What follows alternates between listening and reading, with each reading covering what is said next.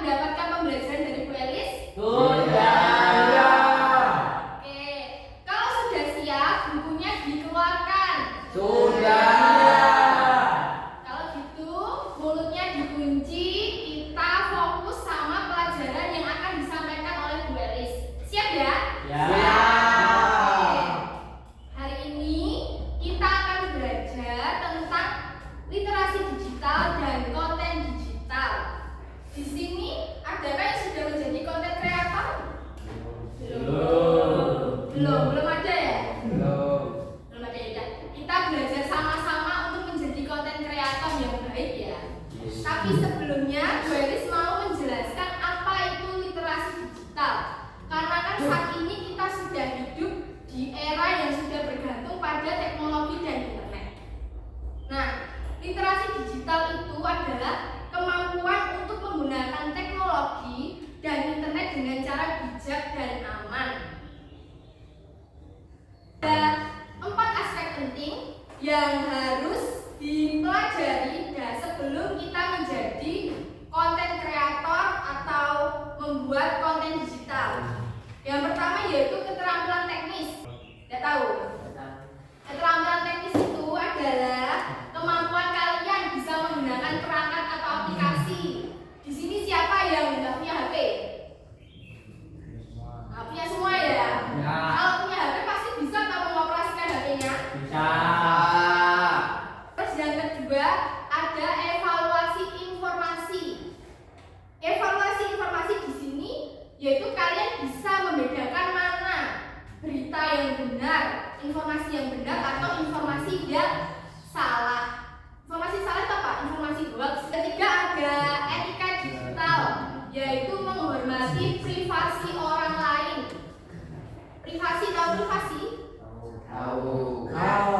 Jadi kalau dalam etika digital kita juga tidak boleh menyebarkan kebencian atau kebohongan.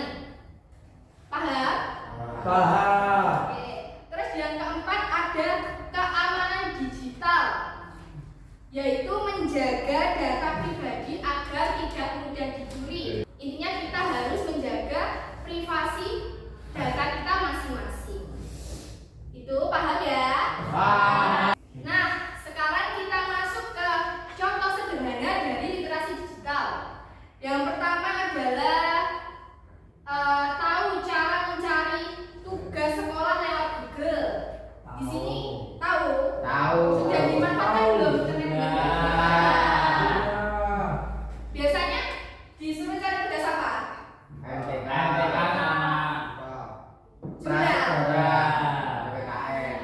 PPKN cari jurnal ya? Oke. Nah, terus yang kedua bisa membedakan berita asli dan hoax. Tahu hoax itu apa? Tadi? Tahu. Berita bohong atau berita palsu. Yang dibuat-buat. Siapa yang di sini pernah termakan hoax? Saya. Apa itu Dila? Katanya ada orang yang kecelakaan tapi tidak. Katanya ada orang yang kecelakaan sampai meninggal, katanya masih hidup. Oh ya, itu juga. Apa Abi? Dari ulama India katanya ada kiamat, ternyata tidak ada. Nah, itu salah satu yang harus kita pelajari dalam literasi digital, yaitu bisa membedakan mana berita nyata atau berita hoax. Nah, kalau termakan hoax itu kan yang rugi siapa? Kita. Kita sendiri. Oke, pintar sudah pada pintar semua di sini. Terus yang ketiga yaitu tidak menyebarkan kata-kata kebencian atau apa ya, bullying di sosial media. Nah, tadi kan kita sudah belajar contoh sederhana dari literasi digital. Terus juga kita sudah belajar apa itu literasi digital. Sekarang Bu Elis akan menjelaskan peluang di dunia digital. Yang pertama kita sebagai tempat belajar online. Di sini ada yang tahu apa itu tempat belajar online? Tahu. Apa saja Abi? Brainly, uang guru, Terus apa lagi? Google Home. Nah, Google Classroom. Ada yang lain? Lainnya? Nah, Zenius. Kedua juga yaitu kita bisa membagikan gambar, terus video, suara yang sudah kita buat ke internet. Nah, jadi bisa dilihat oleh banyak orang. Terus yang ketiga yaitu komunikasi jadi lebih mudah. Nah, contoh Bu Elis sama orang tuanya Bu Elis. Bu Elis sekarang di Kediri, orang tuanya Bu Elis di Surabaya. Nah, kalau zaman dulu kan kalau mau berkomunikasi kita harus lewat surat dan itu harus menunggu 1 minggu. Kalau sekarang kita sudah ada teknologi. Apa teknologinya? Nah, WA, pakai HP. Yang keempat yaitu sebagai akses informasi. Nah, di sini kita bisa mencari informasi atau pengetahuan di seluruh dunia dengan mudah. Nah, tadi kan sudah ya peluangnya. Sekarang ada juga resikonya, resiko di dunia digital. Kira-kira dia nggak tahu nggak apa resikonya? Apa? Nah, hoax tadi. Terus apa lagi?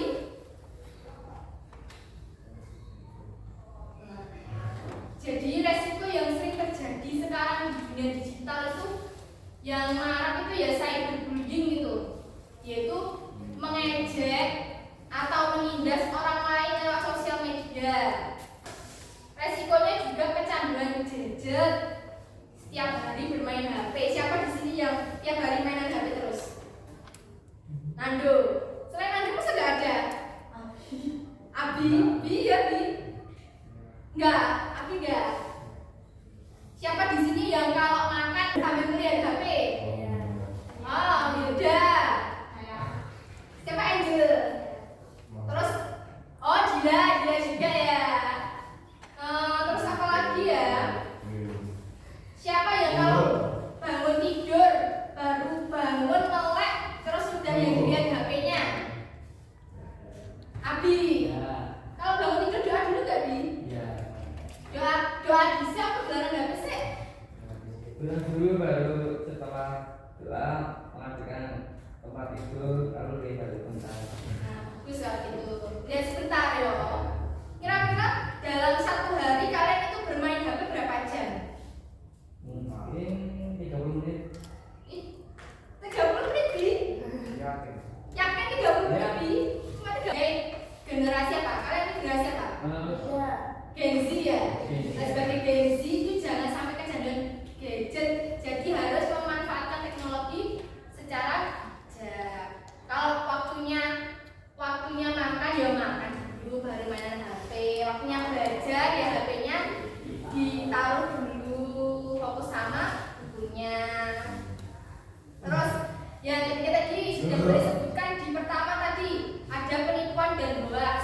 Pasti kalian sudah paham kan yang tadi penipuan dan hoax? Oke, boleh selanjutkan yang selanjutnya yaitu jejak digital. Nah, ini yang paling bahaya itu adalah jejak digital. Kalau kalian sekali posting di media sosial pastinya kan dilihat oleh banyak orang.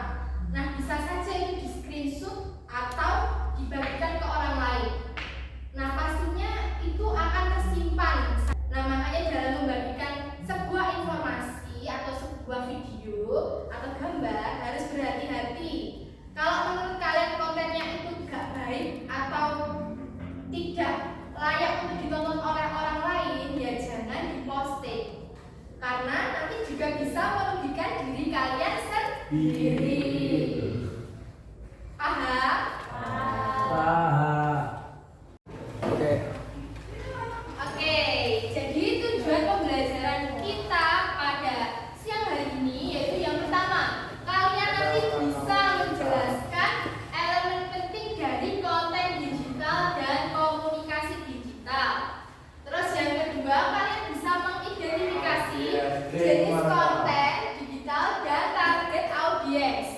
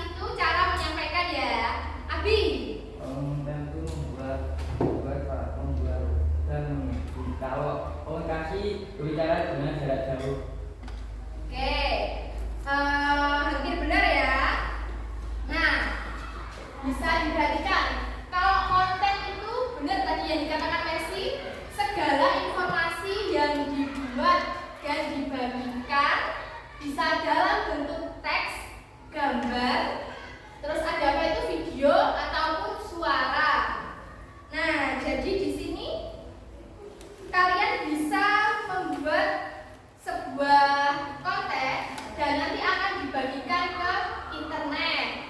Nah, kalau komunikasi digital itu cara penyampaiannya. Jadi kalau konten itu informasi yang dibuat, kalau komunikasi itu cara menyampaikan. Nah, contohnya kalau komunikasi digital ada chatting, terus ada interaksi sosial, terus ada media sosial atau video call. Nah, contohnya contoh dari konten digital, kalian bisa membuat video interaktif dan nanti bisa dibagikan ke platform. Contohnya ada YouTube, TikTok, terus apa lagi? Selain Instagram, apa lagi? Facebook, Twitter, jadi nah, kalian bisa membagikan lewat internet. Nah, tadi sudah disebutkan ya tadi apa saja elemen dari konten digital. Nah, ini ada contohnya.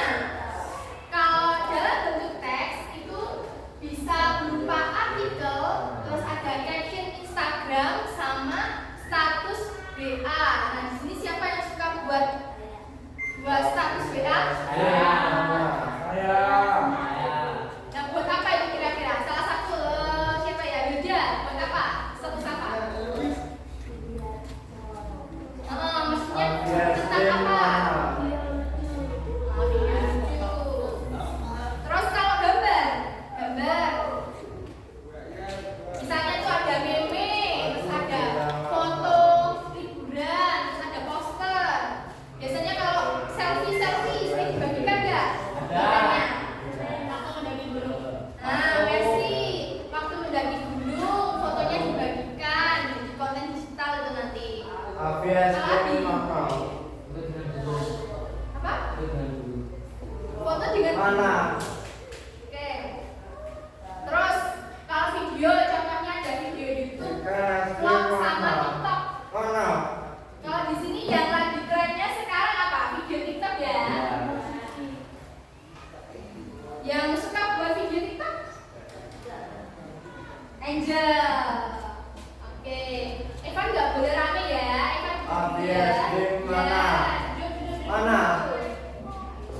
Ayo Evan diperhatikan Evan. Evan ada depan.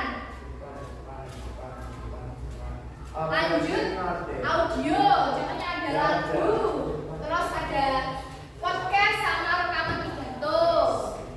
Kalau infografis itu contohnya poster edukasi, diagram atau flyer digital. Biasanya bisa dibuat di aplikasi Canva namanya. Terus interaktif itu ada game edukasi, terus ada kuis online sama aplikasi belajar. Contohnya ada Kahoot. Siapa di sini yang tahu Kahoot? Sudah pernah coba kuis pakai Kahoot? Kalau kuisis, nah Kahoot sama kuisis itu hampir sama. Maksudnya ke konten digital interaktif ya. Kita lanjut. Kalau elemen komunikasi digital ada kirim, terus ada pesan, media penerima sama balasan atau umpan balik. Dari Kang Jajan mana? Oke. Pembelajaran hari ini sudah mau selesai. Nah, kira-kira dari yang Bu Eli sampaikan nih, mungkin ada yang masih belum paham atau ada yang mau ditanyakan? Ada. Nggak ada pertanyaan ya? Sudah. Nah, jadi kesimpulan untuk pembelajaran